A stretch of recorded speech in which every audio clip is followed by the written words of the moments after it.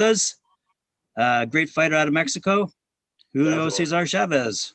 Yes, Mike, definitely, how's it definitely. going? I'm doing great. How are you tonight, Graham? Awesome. I'm doing fantastic, actually. Honestly, thanks again for having me on. I'm My enjoying this. pleasure. Definitely, definitely. You know what? Let's just. I think we should just get right into it. Let's get right into it. Where do you want to Let's start? talk. Let's talk about him. Julio Cesar Chavez. Born July 12th, 1962, in Sonora, Mexico. Great guy. Mr. KO. Honestly, let's be real. The guy's had more professional bouts than I think. I don't know. Actually, he might have the most professional bouts, to be honest. Multiple-time world champion in 3 weight divisions. Chavez was listed by Ring magazines as the world's best boxer pound for pound from 1990 to 93. During his career, he held the WBC super featherweight title from 84 to 87, the WBA, WBC lightweight titles from 87 to 89, WBC lightweight title between 89 and 96, and the IBF lightweight welter title from 90 to 91.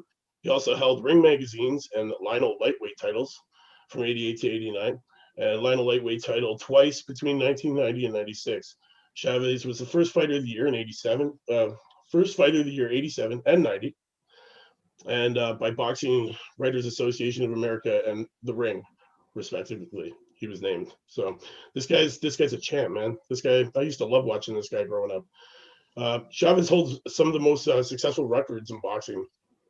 He holds records for most successful defenses of world titles at 27, most title fight victories and fighters beaten for the title, both at age 31, and most title fights at 37. He is the second most title defenses won by knockout, 21, after Joe Louis with 23. His fight record was 89-0 and 1 draw before his first professional loss to Frankie Randall in 94. And we're talking about a guy who was dominant in the ring for 14 years before he lost his fight. Before that, before he lost his first fight, he was on an 87-fight win streak until his draw with Pernell Whitaker in 93. Chavez in 93, win over Greg Hewen and at the Estadio Azteca, set the record for the largest attendance for an outdoor boxing match with 136,274 attendees.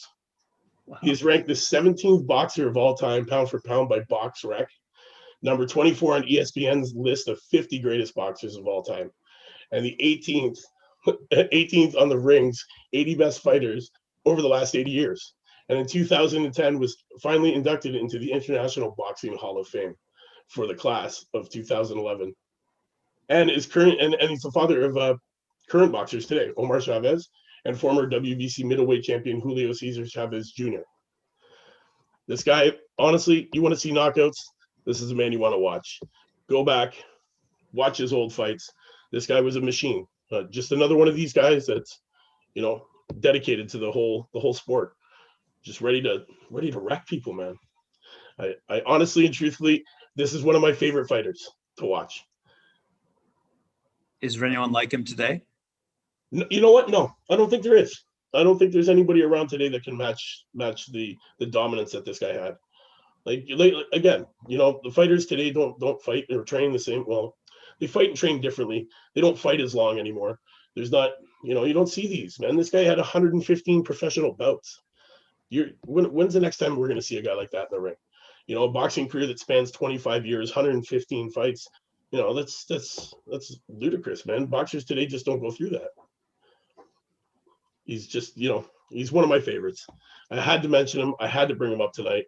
I had to, let the world remember this guy. This guy is Mr. Knockout.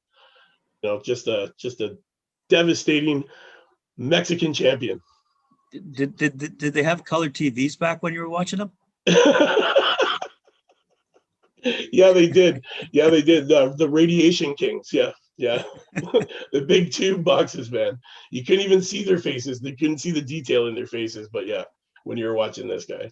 So what do you think made this guy a great fighter? Like, he grew up Tijuana pretty well on the streets, if you know what I mean. Let's be real. He's Mexican. Cartel or boxing. Let's be real. He didn't have the greatest. He lived a poor life, just like most Mexicans do. They don't have a lot of money down there, and they grow up poor. And It's either you're gonna put your time and effort into, getting into a sport that could get you out of the gutter and out of the ghetto, or you're gonna join some Mexican cartel and start slinging dope and doing hits. For a minute, I thought you were talking about the Irish. No, we'll get into those next week. But yes, you know what? This guy, he's just one of my favorite guys to watch, man. He's such a he's a technician, man, and just his technique was above and beyond, and his record just it shows his dominance and how amazing he was. And it's hard to see a guy that can go undefeated for 14 years in the ring.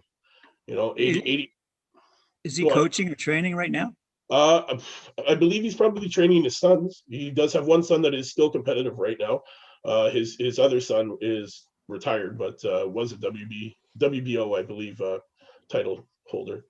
But yeah, he does have a son that is currently active right now. So I'm sure he's, once you got this in your blood, it's hard to get rid of it, man. Just because you hang up the gloves in the ring doesn't mean you hang them up for life. These people are dedicated to it, man. It's a lifestyle. This man spent 25 years in the ring knocking people out. That just doesn't go away overnight. Just like a veteran coming back from the war. He's trained to go over there and kill people. It's hard to turn that shit off. Just like this guy, man. You box in the ring for 25 years, 115 bouts. They call you Mr. Knockout, voted greatest boxer pound for pound ever. And you can't turn that stuff off. You're just going to harness it a different way. You're going to take that ring knowledge and you're going to give it to people. And you know what? His son, his son that won the title, obviously, he put time and effort into him. So who do you think is coming out of Mexico that's going to not necessarily rival him in terms of the length of career, but obviously Mexico's put a lot of time and effort into developing programs now. They certainly compete well in the Olympics. Who do you think on the pro level is going to come up though and fill those shoes? Honestly, with the Mexicans and the way they box and their programs, really it could be any one of them. It's just the fights you're going to get, who you're going to fight, who you're going to win against. These guys all have the same determination. They all have the same heart, the same drive. They all want to be the best they can be. They want to represent their country the best they can. And you know what? They do it. The Mexicans bring it. They bring it to the ring. They leave it all there. They're ready to go to war at any time.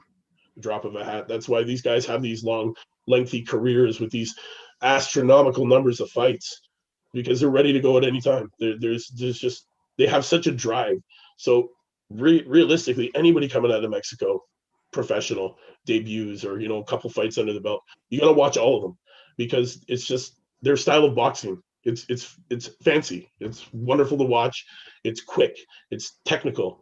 These guys, they push each other as hard as they can all the time. And I can't just name anyone.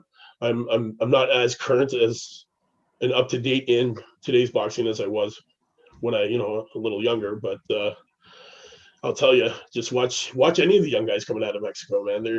They can be devastating fighters if they want to be.